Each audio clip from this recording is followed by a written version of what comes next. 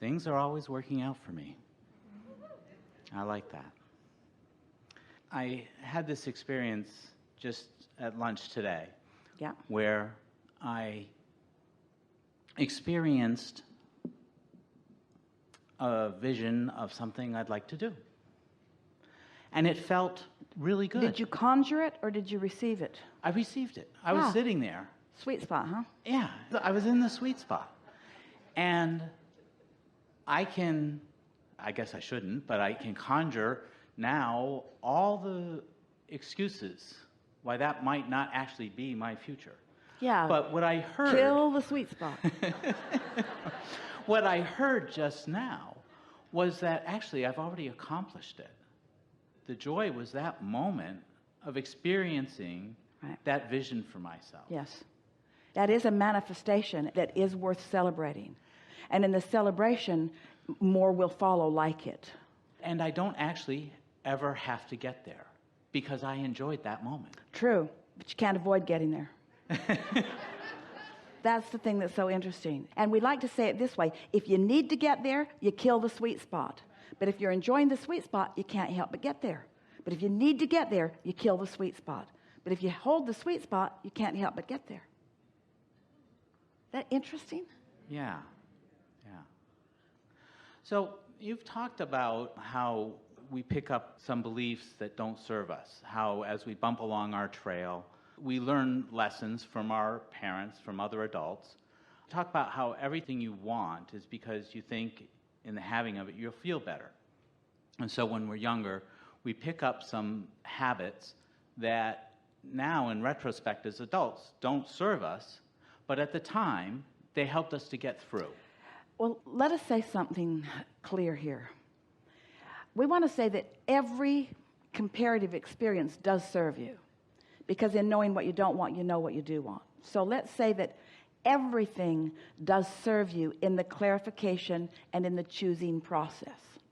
But once you have identified what the sweet spot feels like and what the sour spot feels like, so to speak, once you've identified what feels good, then it's prudent to keep practicing that. And when we say that you have beliefs that don't serve you, that's because you've practiced the thoughts that don't feel good. You keep thinking the thoughts that don't feel good. It wasn't that they felt good and they felt good and they felt good and then they turned on you. It was never like that. They never felt good. They never felt good. But until they feel really terrible, most people don't try to change them. That's why we say if you've got negative emotion and you don't do something about it, don't worry, it'll get bigger. Until pretty soon you'll recognize it, but then there's enough momentum in it that it's harder to let go of because law of attraction is delivering so much around it. So as a child, you change your behavior so that you don't get yelled at. Yeah, because instead of utilizing your own guidance system that's calling you to your own desire, you're using someone else's guidance.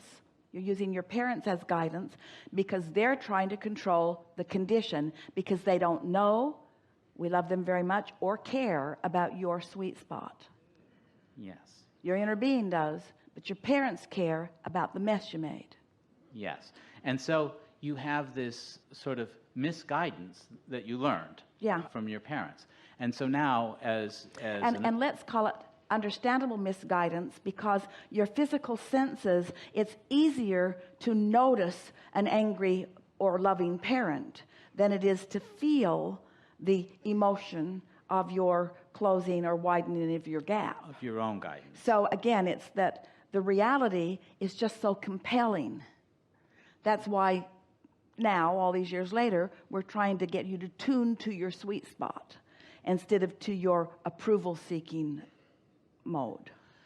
And so that gets right to the nub of my question. Yes. How do you identify when you've got these competing beliefs, the ones that you've learned, that if I make this choice, I won't be confronted with these other people's opinions? And well, here's the thing. The true me. We just have to give it to you. You're always going to be confronted with other people's opinions because other people's opinions are important to them and they're working very hard to make their opinions important to you.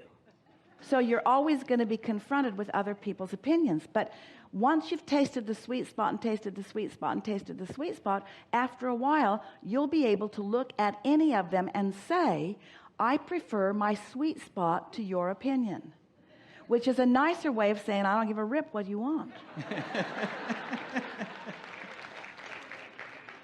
I prefer my alignment to trying to soothe a condition for you.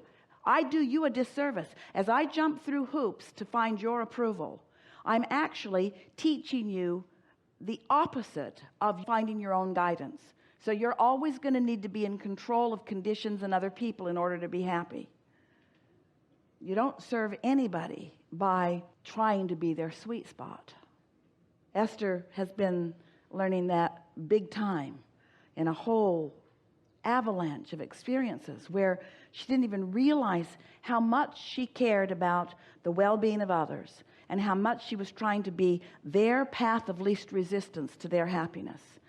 And we began saying to Esther, you know, that bites you in the butt 100% of the time, because you cannot be someone else's path of least resistance. And when you try, Jerry used to tell a story. He was for a time in Cuba as part of a circus, and there was a big lion and a big cage, and the lion had a big, deep purr. And Jerry discovered that he could put his hand in the cage and he could scratch that lion right behind his ear. And as he would do that, the lion would close his eyes and purr. It was such a nice experience. But Jerry learned that when he first had the thought that he was going to remove his hand from the cage, that he needed to remove his hand in the moment that he had the thought, because the lion was telepathic. And when he knew that Jerry was going to remove his hand, the lion would then try to bite Jerry's hand, because he never wanted this to stop. And so it's sort of the same thing with so many people that you're interacting with. When you've been scratching them behind the ear in a way that helps them to feel better, they never want it to stop. And there's a limit to how many ears you can scratch. They need to be self-sustaining in time. Yes, and when you've been scratching for hours and you start to get hungry, you have to, You recognize selfish person. whether or not you're going to go eat How or lose dare your you? hand. How dare you serve yourself when you have trained me to require your service? And so, as you find your sweet spot, you inspire others to find theirs, and then everyone begins to discover that they are all self-sustained, that they all have access to the same alignment, that receptive mode will feed them all, you see. Sort of the light bulb for this little vision that I had today of myself sailing up the west coast and down through the Alaskan islands. The solution to those other things is just focusing on that feeling. Yeah. And letting that be my guidance. Whatever it takes to find that sweet spot, because you must accept this premise. Life has already caused you to do the asking. Step one is taken care of. Your vortex is full and ripe with all manner of things that are important to you. Step two has already been answered, because source and law of attraction have already gathered all of the cooperative components, and they are there for you to realize them. They are already being revealed to you, but they are there for you to do step three, which is get into the receptive mode so that you can get this idea and this one and this one and this one and this one.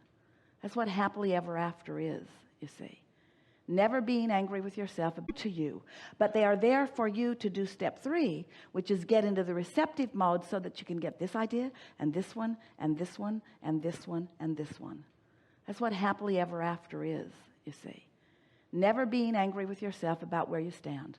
Always being appreciative that where you stand has caused you to reach for more. And always be mindfully flowing forward in the eternal unfolding that is you see. And allowing everyone else to do the same.